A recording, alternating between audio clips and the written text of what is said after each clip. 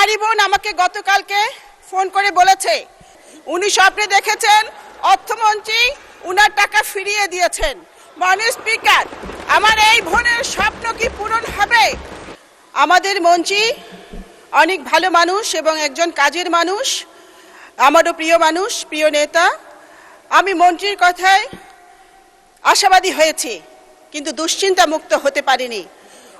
উনি নিলামে সম্পত্তি বিক্রি করার কথা বলেছেন, আমিও দাবি জানিয়েছি, কিন্তু যেটা শুনেছি যে তারা যে টাকা লুট করেছে, তাদের যে সম্পত্তি বাংলাদেশে আছে, তারা তার চেয়ে 10-12 গুণ বেশি টাকা লুট করেছে।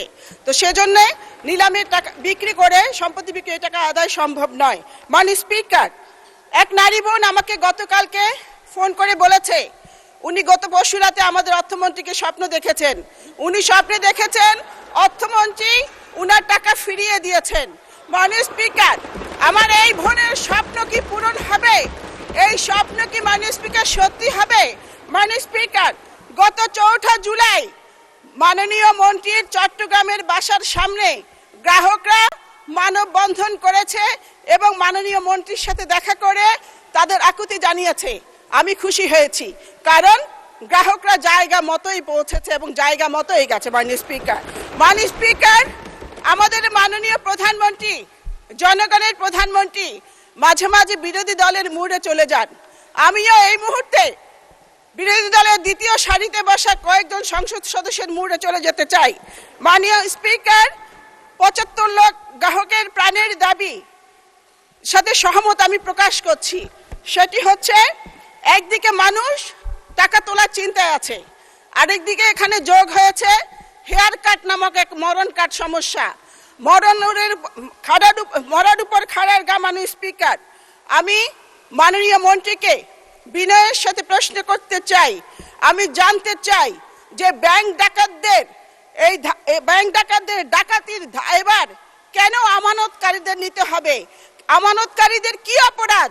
আমানতকারীদের অপরাধ হচ্ছে যে তারা বিশ্বাস করে ব্যাংকে টাকা রেখেছিল। মাননীয় স্পিকার, 75 লাখ গ্রাহকের দাবির সাথে সহমত পোষণ করে আমারও দাবি, হেয়ার কাট নামক এই মরণ কাটটি প্রত্যাহার করতে হবে, প্রত্যাহার করতে হবে, প্রত্যাহার করতে হবে। বক্তব্য পরিষ্কার, যারা জনগণের টাকা লুট করেছে। মাননীয় সদস্য প্রশ্ন করেন, ছোট করেন প্লিজ, প্রিসাইজ করেন। আই এম কামিং, এক সেকেন্ড শেষ করছি।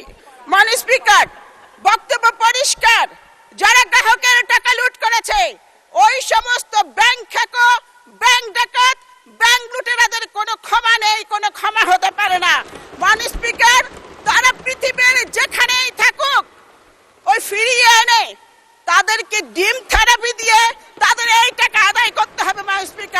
মাননীয় স্পিকার, মাননীয় মন্ত্রীর কাছে আমার প্রশ্ন, হেয়ার কাট নামক মরণ কাট প্রত্যাহার করে 75 লাখ গ্রাহককে স্বস্তি দেওয়ার কোন পরিকল্পনা আপনার মন্ত্রণালয়ে আছে কিনা?